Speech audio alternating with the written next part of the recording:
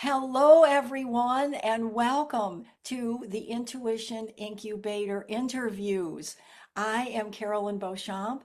I am the author of Horses to Higher Consciousness, Riding the Cosmic Current, which was recently published and is the inspiration for the Intuition Incubator interviews. Because through my journey in my inspirational memoir, I had to learn how to trust my own intuition and listen to the voice within as opposed to the voice or voices without. And today, I am thrilled and honored to have as our very first Intuition Incubator guest, Liliana Chamberlain. And Liliana is a thanatologist and bioenergy healing practitioner. Liliana helps women to heal silent losses that are holding them back from and energetically helping them align to their highest calling so that they can launch their business or their dream. So, welcome, Liliana. Oh, thank you so much. It's a pleasure to be here with you and your audience. I'm so happy to have you. And first, before we just start talking about your work, I just like to talk a little bit about you. So, what was happening in your life when your healing or transformational journey really began? hmm Well, I'll go back in time a bit to tell you that I grew up in a very loving family of four girls. I'm the eldest. The problem was that when I was 11, my grandfather died, and my grandmother couldn't take that loss, and she became manic depressive, suicidal, and then went to live with us. And then my mom became bipolar and autoimmune disease. And my dad decided to go to work out of town, probably to escape the whole chaos around, right?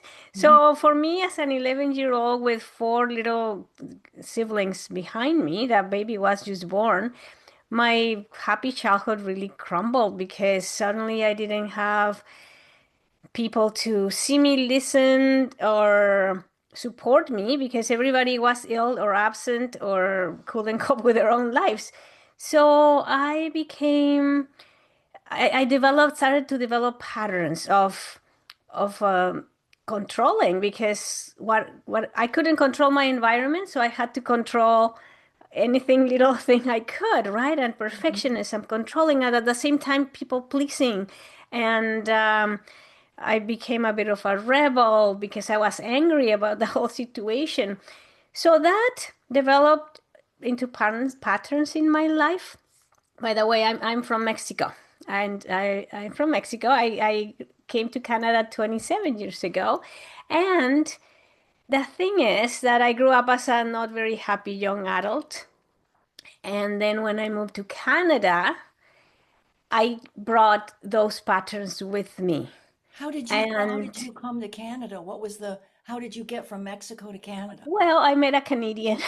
I met a Canadian and became my boyfriend. It's like, let's go to Canada. And so I came to Canada. So at Okay. the I know at the time of a few years before I met him, I actually started to heal myself. That's when my healing journey started because I was not a happy young woman, right? So I started Reiki, breath work, retreats for emotional retreats and everything. And I was doing great progress. And then I met this Canadian fellow, came to Canada. But the thing is that I wanted to have a family so hard, so much, and a husband. And Canada is a beautiful country of beautiful people. I wanted to fit in. And so that I could fit in, I diminished that little light that I had managed to recuperate so that I didn't want to shine too much. It's just like keep quiet, keep little, don't make too much noise, and just follow what the other people want you to be. And I stopped cold turkey my spiritual practices because they were well, not supported, let's say, right? So that really killed me. That really killed me because, as you know, as a spiritual person, if you stop your practices, the call from your heart is not going to, from your soul is not going to stop. No, that's absolutely true. It's so powerful. But I stopped it. So for 15 years, I didn't do anything. And the symptoms came with that fear that I had of depression because of my family lineage.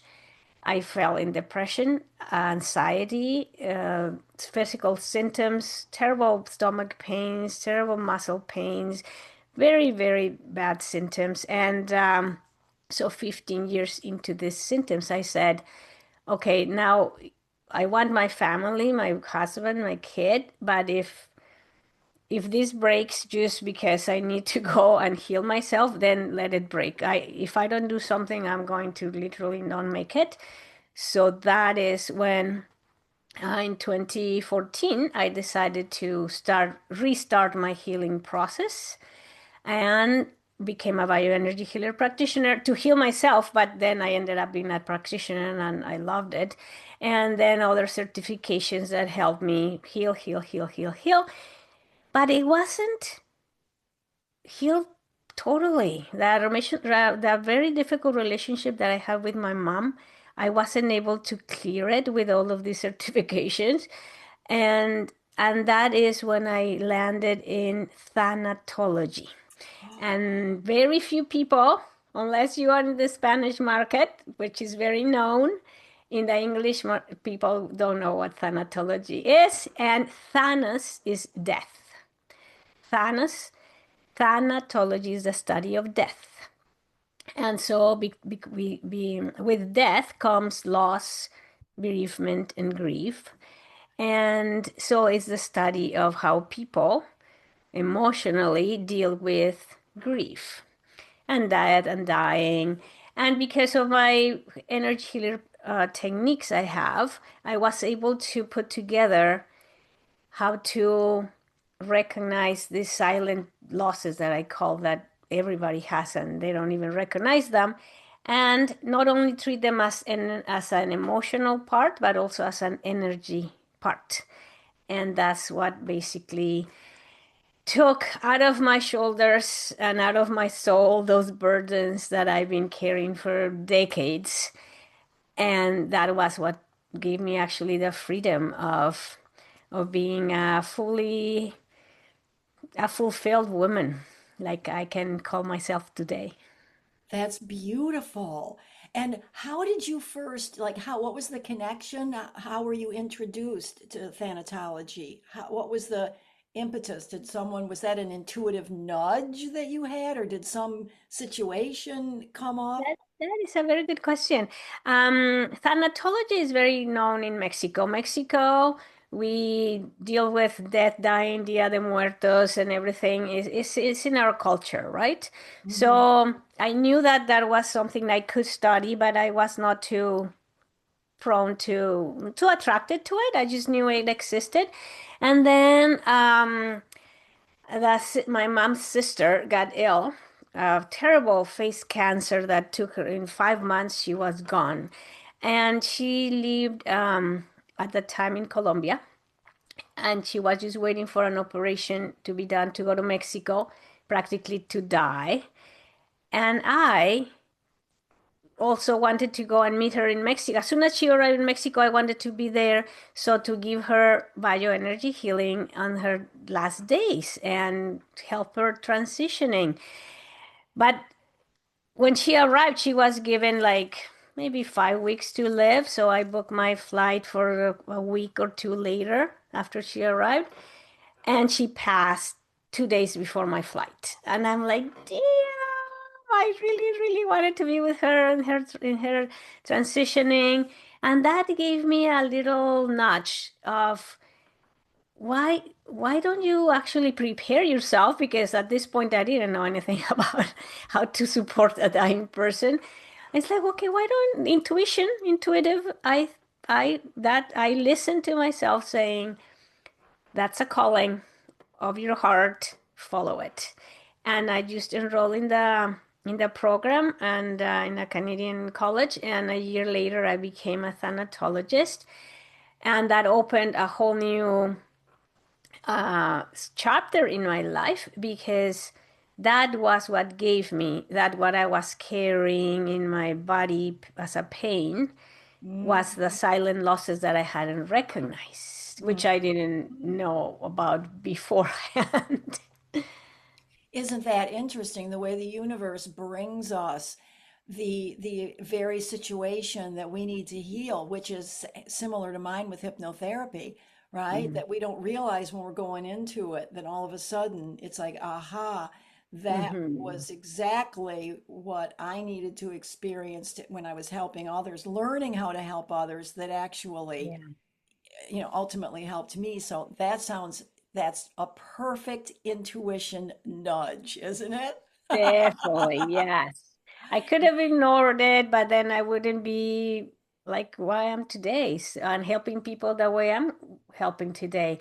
So I believe my dear aunt gave me the last gift of not being with her the last days, but giving my purpose a little bit clarity on my what I'm supposed to be doing.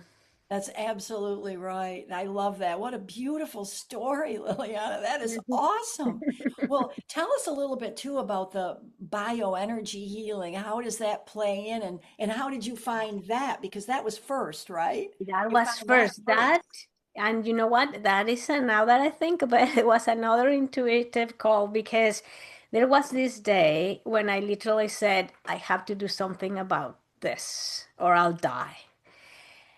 And so it's like, where do I start? I know Vancouver has a lot of people, practitioners, but where do I start? So I asked for guidance. I opened my computer and literally Googled energy healing sessions, something very simple like that. And it popped up an ad from a teacher that was actually giving a live talk on energy healing your emotional body or something like that at a hotel here in Vancouver, like 3 days after.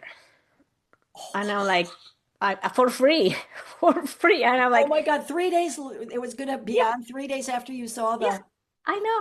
And she's like, okay, if this is not a call from the heavens, I don't know what it is. So I enrolled and I told my friend, okay, you're coming with me. I don't know what we're doing. I don't know who this guy is, Irish guy. I have no idea, but I'm going. And she's like, okay, let's go. And she didn't have a clue either. So here we go without knowing what this was going to be about. And this is an Irish guy that came to Canada, and he was teaching a special technique, what's called bioenergy healing. I think it started like in Yugoslavia or something. And it was basically recognizing emotional patterns attached to each of your energy centers, your chakras. And his technique was to physically, although you can also do it online, but physically gather the energy of the center and then drawing with your physical fingers, drawing that energy and get it to out there to yeah, draw it. remove it, right? Yes, and it was so beautiful. He did a demonstration.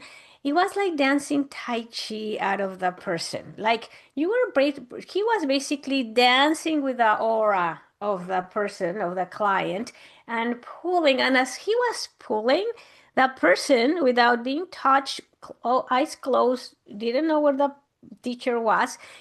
That person will pull back, pull back, pull back, pull back. And if the teacher went to the front and started pulling from the front, the person will pull front. And we were like mesmerized by this thing and different movements. And oh, it was so beautiful. Just, I think I enrolled just by the beauty of his movements and this dance with the energy body. And so that talk was obviously to attract clients to his practice, to his teachings. And I enrolled in the first module, which was to use these techniques to heal yourself. And it was out of my comfort zone on budget, but I said, I don't care. I don't care if my husband throws me out of the house and I want to. For the first time, I said, this is for me and for my survival, and I don't care. And yes, I came home and told him, and he's like, who's this guy? What are you going to be doing? It's too much money. I'm like, well, take it or leave it. Take it or leave, or I leave, right?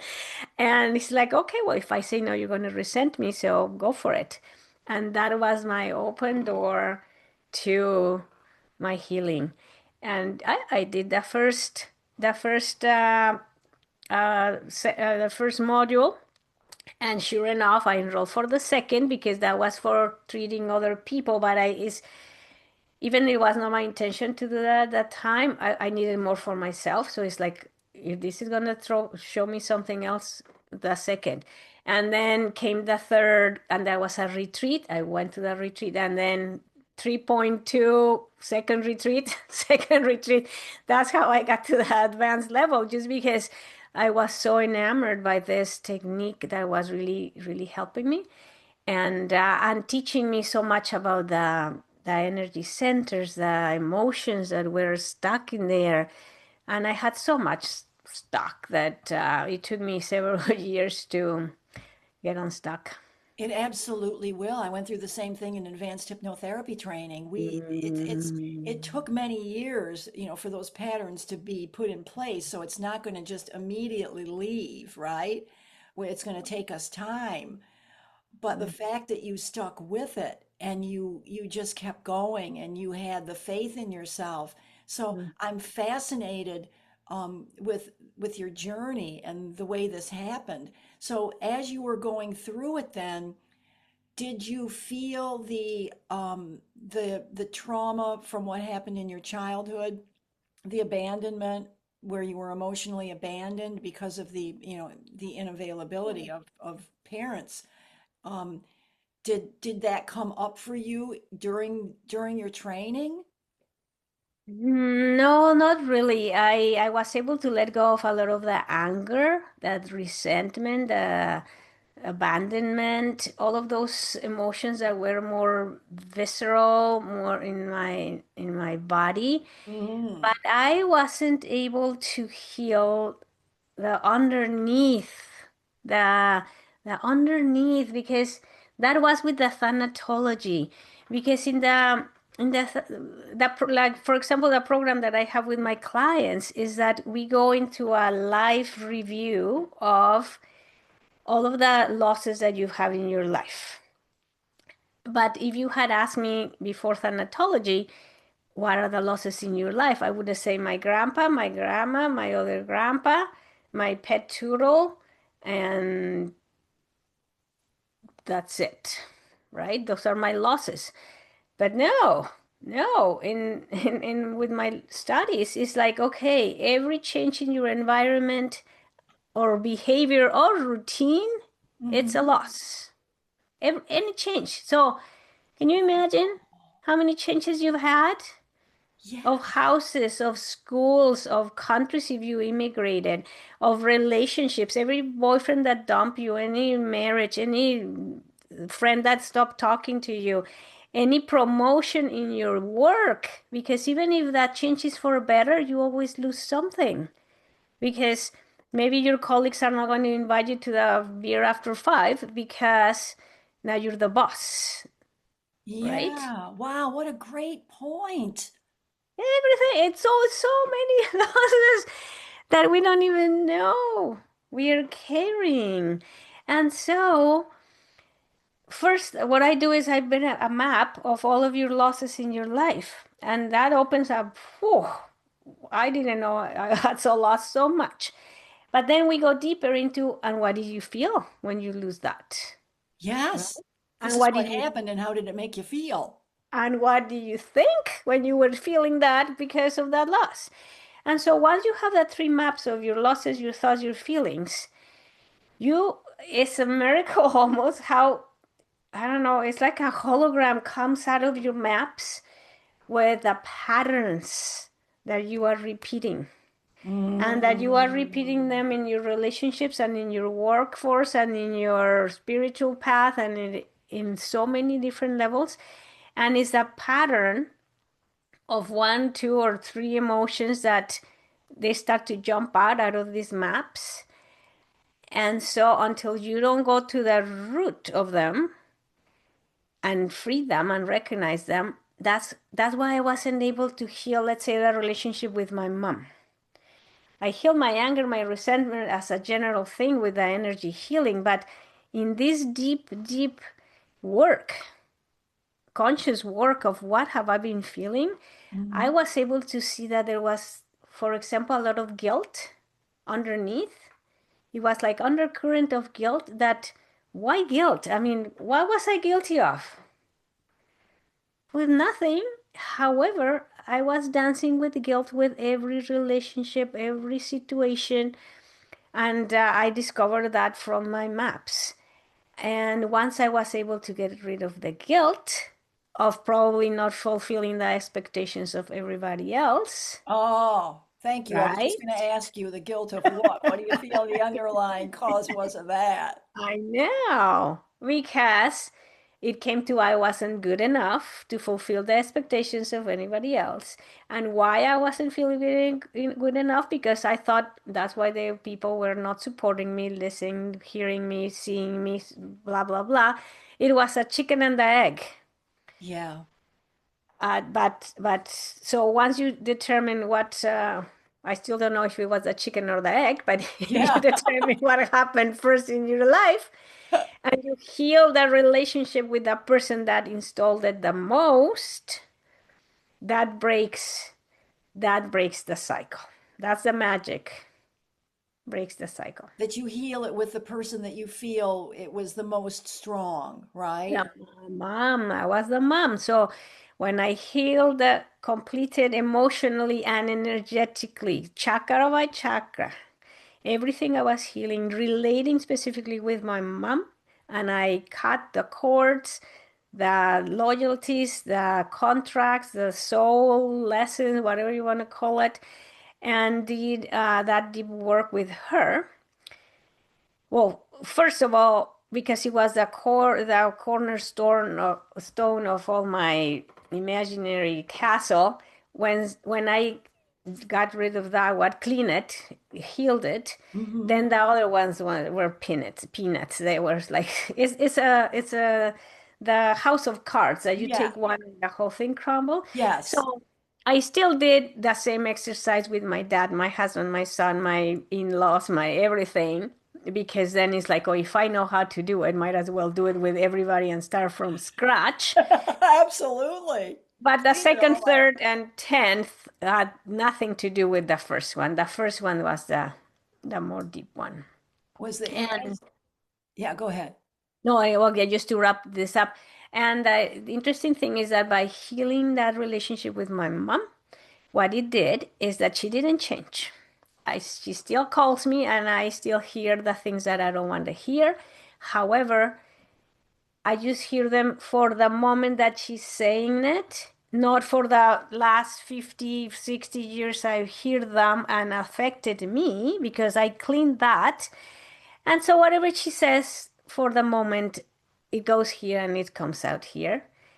And if I get hooked, it's for literally 30 seconds, not 3 days. And it doesn't bother me anymore. Well, absolutely. That's really fantastic because we can't change other people. We can only change ourselves, right? Our So, perception, yeah. right. So once I like to say though to my hypnotherapy clients, when we change, everything around us changes. So once we do our work, then right, like you said, the way didn't mean necessarily that she changed, you know, to you specifically, but the way you perceive her and you come from a place Yes. more of understanding, right? So you know she didn't do her own work, her own healing, and Yeah. so it's okay. It's Hmm. okay because it wasn't, that's not for us to be concerned about. Everybody else has to do their own healing, right? We just Hmm. we just have to do our own. And Yes. Yes. and that sounds like exactly what you did. And so did you feel with then did you start attracting more clients around the death and dying and bereavement that allowed you to do your energetic work with them? Did the universe kind of how did that weave in? Tell us a little That about is that.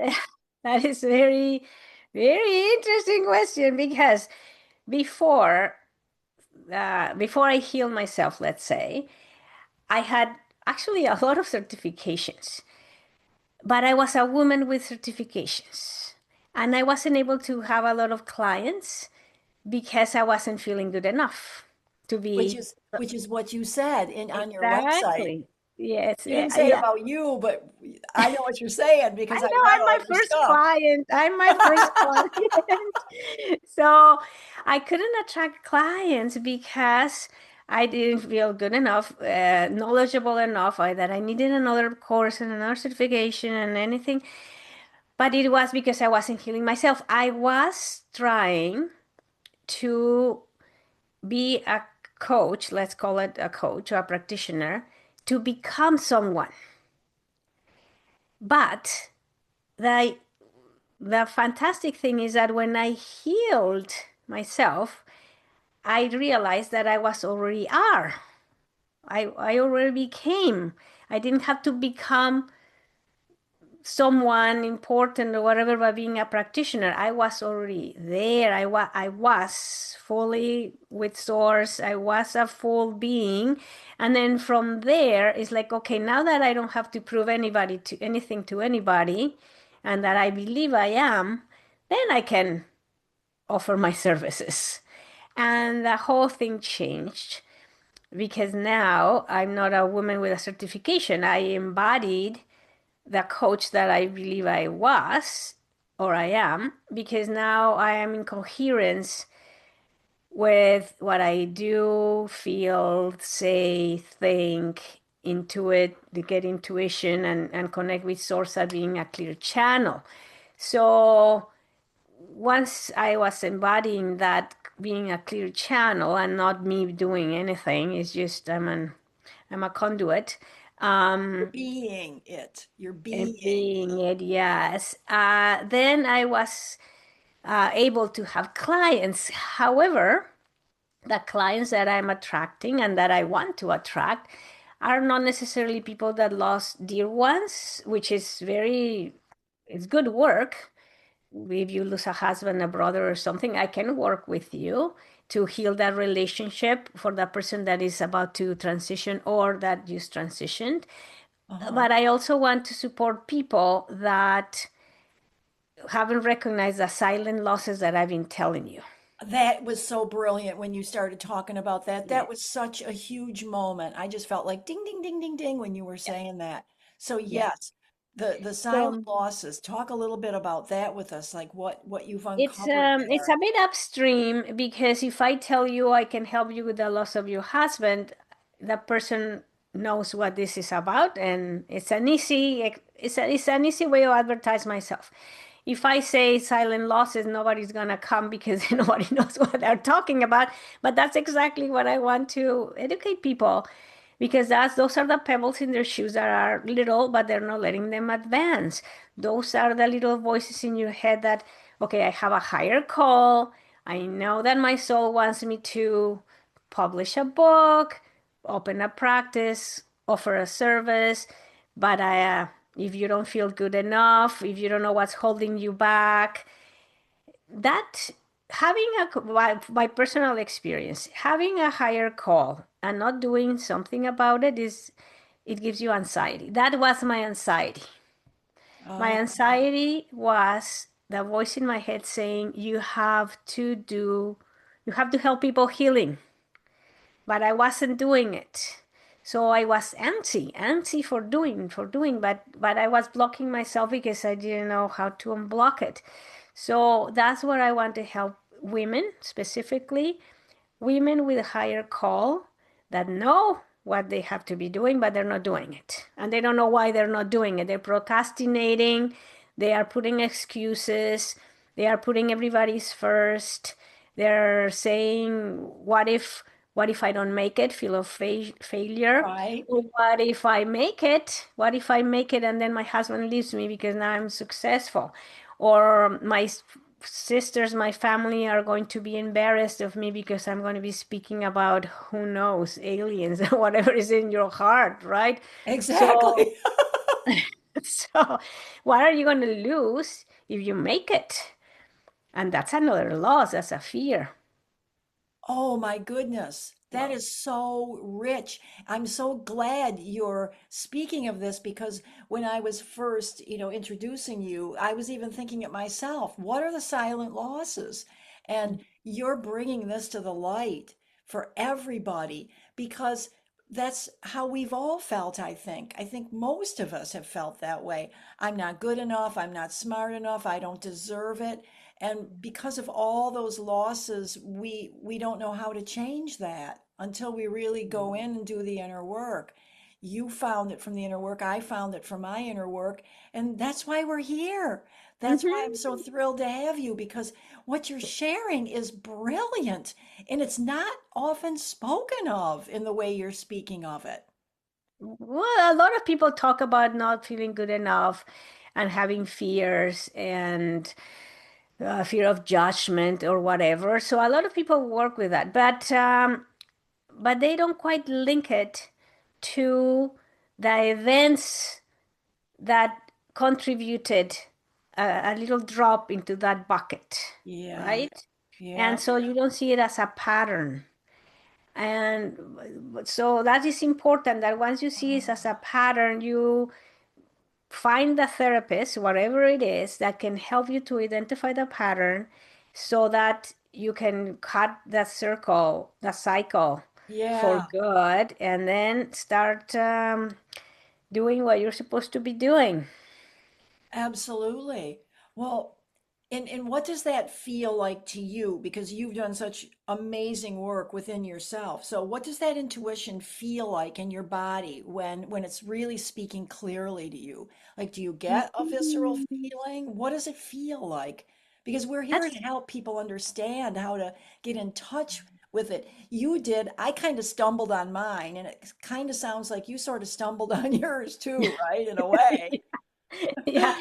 So we Well, want to try to yeah. help people not have to stumble and not have to, take so long to do it. So if we have some little clues, like what did that feel like? Like when you got the first intuitive nudge when you wanted to go, when you went online and you saw that that gentleman was going to be teaching that course in 3 days, things like that. Like, yeah, what did you feel? How did that work for you? It has been evolving because at the time of the 14 years ago that I was so overwhelming my head in my body with physical, mental, emotional, spiritual pain, whatever, the way it represented that, the intuition at that point was a little nagging thought. You have to do something about it. You have to do something. It's time to do something about it. You cannot take it anymore. I cannot take it anymore. I have to. So The it, anxiety. it's the anxiety, but it became a very specific, repetitive thought until I said, I can no longer deal with this thought. I have to do something about it. And that's why I opened a computer and did it. Ah, Now, as I've been evolving and clearing myself, let's say with my aunt, that I had healed my visceral emotions, but not the relationship with my mom and silent losses, but I was a little bit healed, a little bit more healed.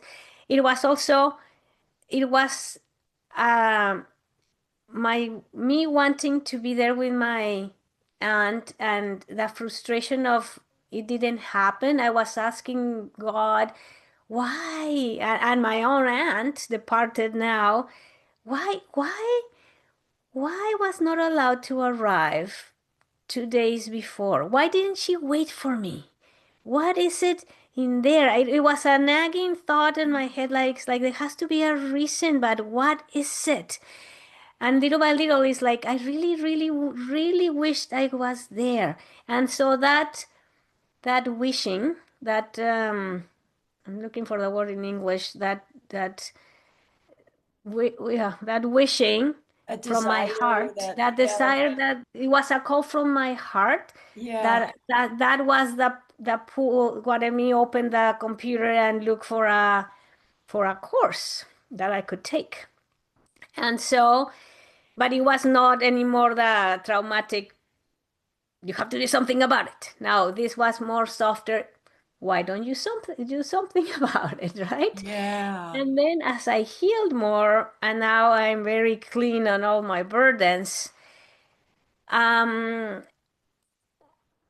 now that I started meditating and I really landed in the present because I didn't have the anxiety of chasing that carrot in becoming someone to prove everybody that I was someone, right? So Right.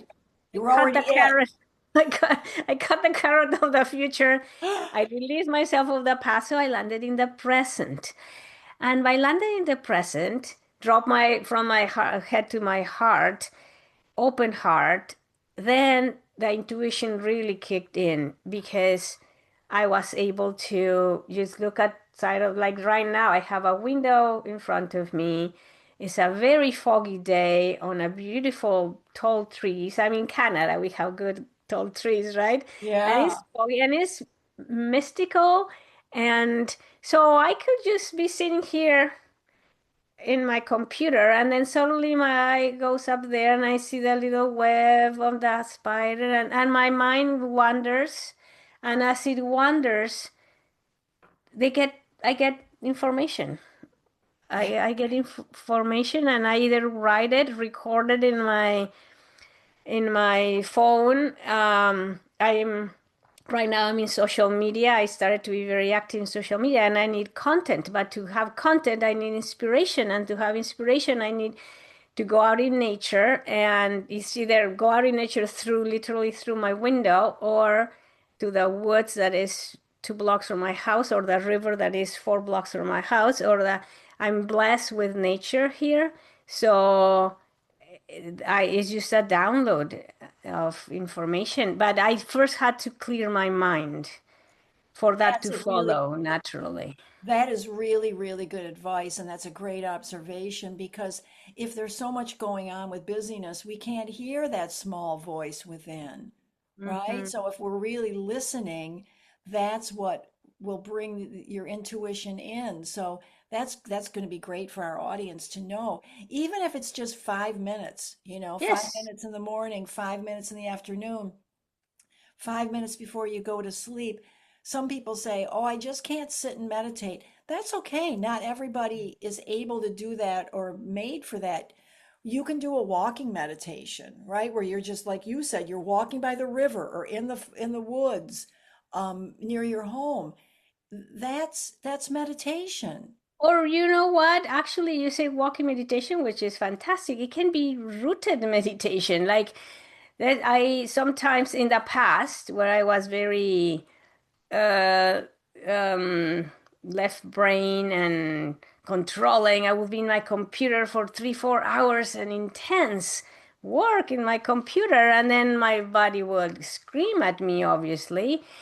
But now, even if I have to be 4 hours in my computer, I do half an hour and then I stand up and here behind me, I just I just move without even moving my legs. I just go like if the wind is I love that. Let's do blowing that. like Everybody this. do that with Liliana. And so I get conscious. That's the thing, it's consciousness, right? Is it's like, okay, I'm in the present, I am moving, I'm clearing my energy, I'm releasing my muscles, my fascia, and then I go down with my head and do a bit of movements to stretch my back. And then I go and grab a glass of water and come back to work. It's nothing. It's literally 5 minutes, if that.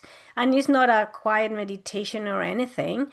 It's just being grounded in my body, physical body moving, Uh-huh. mental body saying, I'm here, I'm breathing, emotions, parasympathetic system.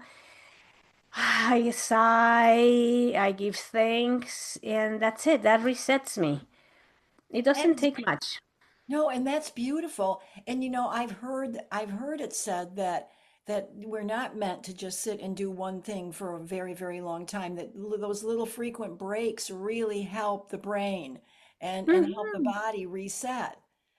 So that makes an interesting lead in for me. So, because I'm suspecting you might say this is part of that, but how do you personally define intuition then? Beyond the buzzwords. Yes. Well, for me, intuition comes like a gentle invitation to do something. It's not a push, a shove. Is not strict. Is that is a gentle. It is as if before the thought came something like, would you consider doing this? Right? And so it's like, as the thought comes in my mind, it's like, huh, would I consider doing that? It's not bad. No, not bad. And that makes me like, okay, I'm the one in control, right? Not nobody's pushing me to do anything I don't want. I'd make that decision, but obviously somebody somebody else from above suggested Yeah. it was the best thing to do. Right. Or your own higher self, right? It's I like, know hey, look exactly. over here. How about if we do this instead of that? Okay. I love that. That's funny. So, so do you think there was a moment when you realized that your intuition was something you could trust?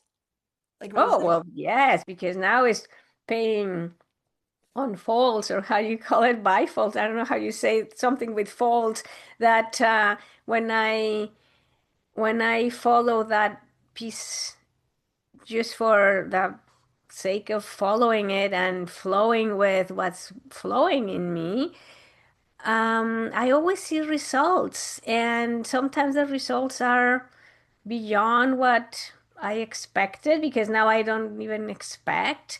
I just follow the Carolyn help invited me to this spot for this interview. I'm like, I think that's I can follow that invitation. Thank you very much. And uh, and I don't know what's going to unfold from this, but at least we're having fun, and I followed. It's like, okay, there's a reason I'm supposed to be here. There you go. I And I love I just, love that. I especially love it because what I'm learning, and I'm sure all our audience are learning, are some really beautiful things that I certainly didn't know, you know, mhm. with what you're doing. And I'm sure there's a lot of other people. That's why with the title of your work, I said, that's what I said in the Facebook post, right? I can't wait for everybody to really learn what this, What is thanatology? Yes. yeah, right? Yeah. And So so that whole work had inspired me, and if you allow me, I can tell this, that it inspired me to inspire more women that want to follow this call. And because now I have a very supportive group of coaches that want to collaborate, just like in this project of yours. I followed my intuition of opening a podcast and inviting these coaches to inspire women that are ready for a higher call. So if you allow me, I want people to go and listen and support. And yes, absolutely. Tell us about it. Of course, we want to know. That's the whole point because well, everybody's going to want to know, what you're doing and where they can see more of you. So yeah. absolutely. Okay, well, thank you. Well, it's called Let Go and Let's Go, because I let see go of it. what, yes, I can, you can see It's right behind you. I know. Let go of what no longer is serving you, because you don't need it anymore. And let's go into action, right? Into realizing that you already arrived to where you're supposed to arrive, that you are ready to shine your light and share it with other people that are just one step behind you. Doesn't have to be, you don't have to be the expert, super expert or anything. As long as there's people a bit behind you, that's the people that you're supposed to serve, right? So Exactly. so with these interviews, we are trying to inspire these women on all different levels to realize they are ready for their own call. Oh, I love it. That's beautiful. So everybody, look, you can see it. It's right behind Liliana. Yeah, Let you can go go and to let's. Spotify and Apple, and in YouTube I have the interviews under my name, so you can have different ways of hearing it and get inspired. Well, it's very inspiring. I'm inspired, certainly. Well, and I Mm-hmm. wanted to ask you too, because I feel a lot of women have this issue because we're all, we're in a busy world and we all have to do. And I know both with yourself and myself, we had to really work, to learn our craft, to really be of service. So it was an intellectual thing as well as the emotional thing. So how do you balance the intuition with logic? or Oh, or yeah, structure. Structure, do you yeah. work? Mm-hmm. Well, before I was more intuitive, I was more in my left brain and I was very structured. So I already have the structure part. What I was struggling was to balance it with my right brain and my intuition. But well, the mentorships that I've enrolled in gave me the structure, the the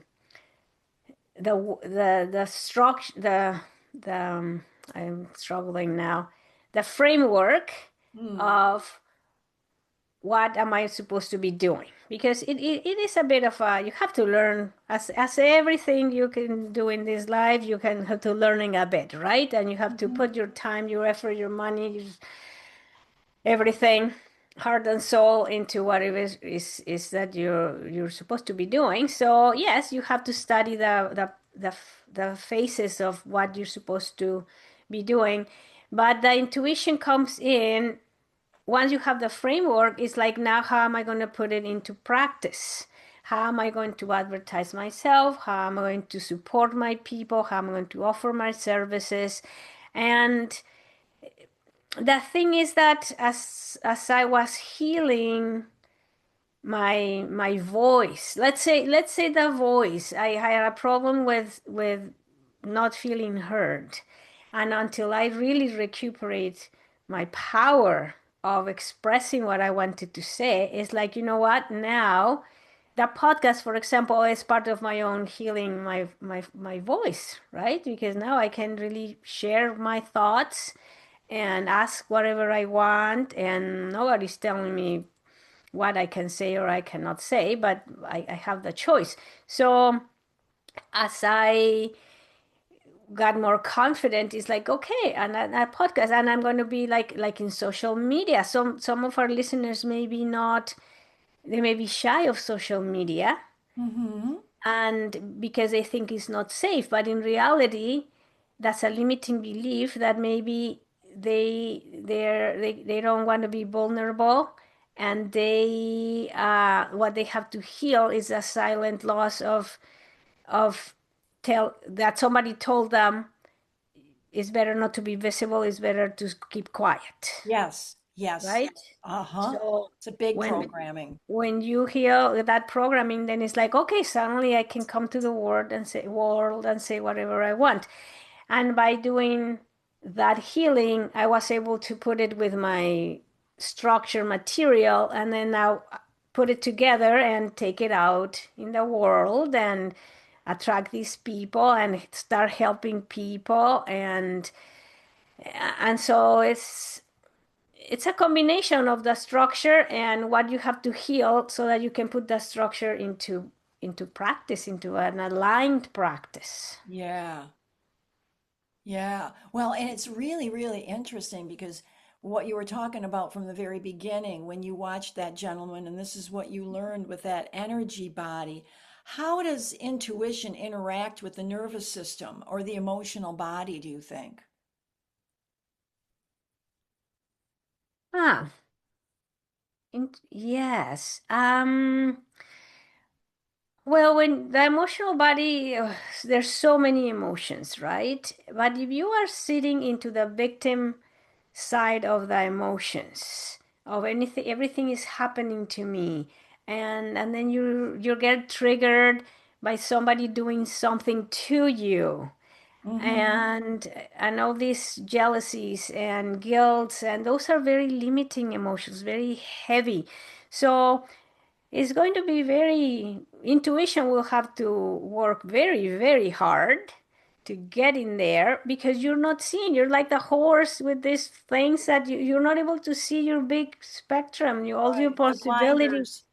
blinders, all your possibilities, your options, because you are deep into this victim side of things. So as you start moving into the scale of the emotional body that is more higher vibration, when you live in gratitude, in curiosity, in amazement, in in silence in your mind and from your heart, then for intuition, it's not going to be anything. It's just going to flow like a river. There, because you And unblocked it, because you unblocked the dam with doing the work. exactly, exactly. So those Ah, higher okay. emotions are the ones that are going to contain the space, the safe space for intuition to come and feel that heart that is open and is not filled with the victim mode. Right. Well, and also what I was thinking is that's like ego and fear. So how do you distinguish intuition from fear, ego,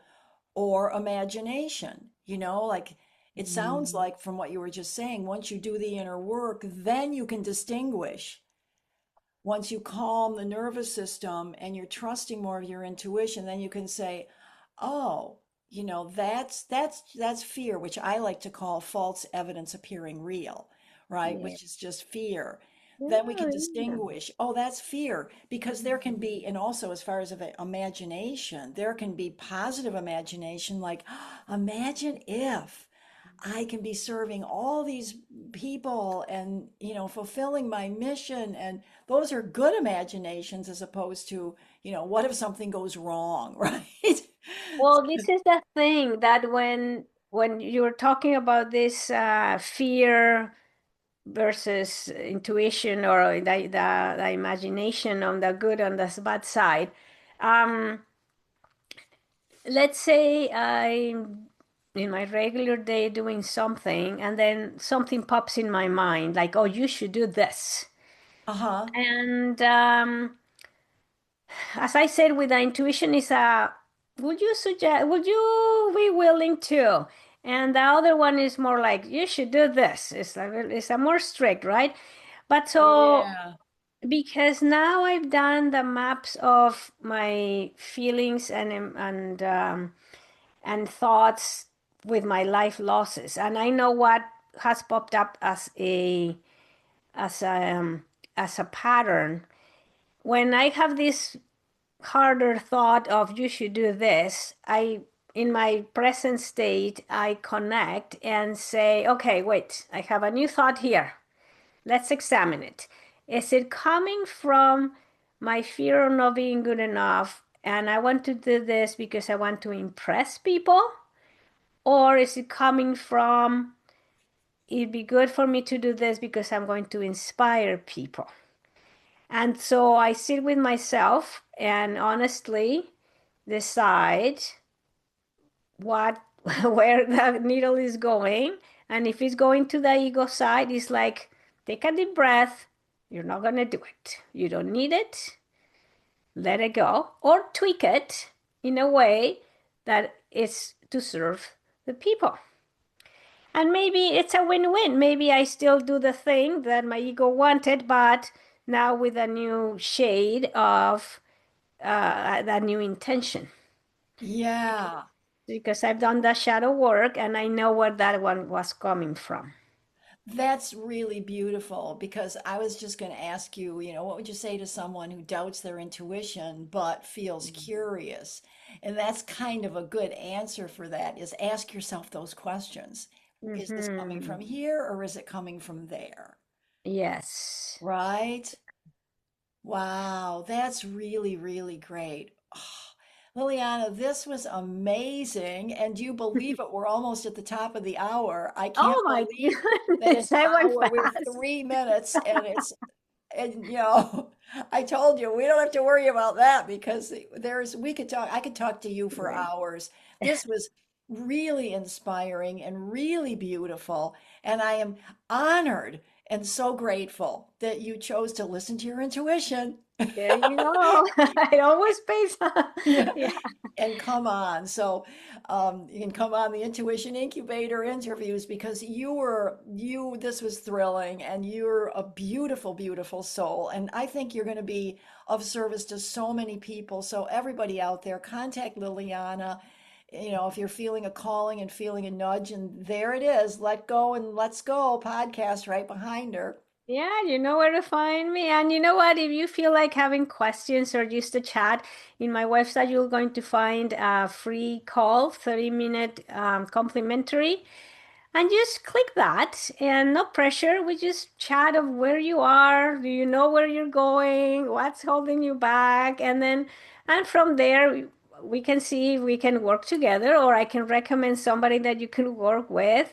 Yeah, as I say, it's no pressure. It's just a talk with women that want to support others to women supporting other in our path because we're just mirrors, right? I'm here to learn from you, you from me. It's a it's a whole mixed soup of working together and evolving. So just grab your free chat and I'll be so happy to see anybody there. Absolutely. So tell us again what your website is.